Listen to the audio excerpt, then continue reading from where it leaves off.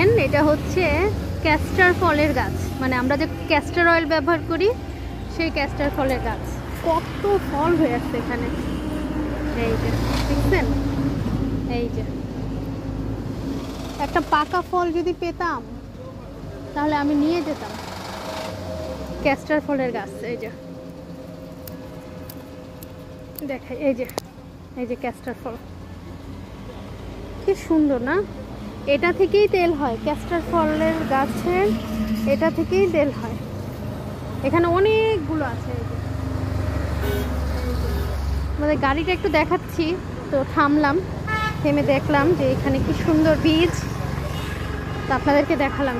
Castor ফলের গাছ, মানে এটা কি যেন একটা বলে বাংলায়, আমি ভুলে গেছি, কিন্তু আমার কাছে খুব ভালো লাগছে। এই যে এখানে এরকম জংলার মধ্যে হয়ে আছে, হ্যাঁ জংলার মধ্যে হয়ে আছে, কিন্তু এগুলো খুব উপকারী, খুব উপকারী। দেখেন কি সুন্দর ফলগুলো।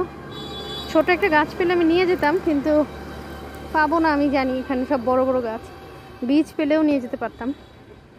কি সুন্দর না? এই যে ফুল, এই যে ক্যাস্টার গাছের ফুল, আর এই হচ্ছে বীজ। পাকাটা নাই, পাকাটা থাকলে আমি দেখাতাম।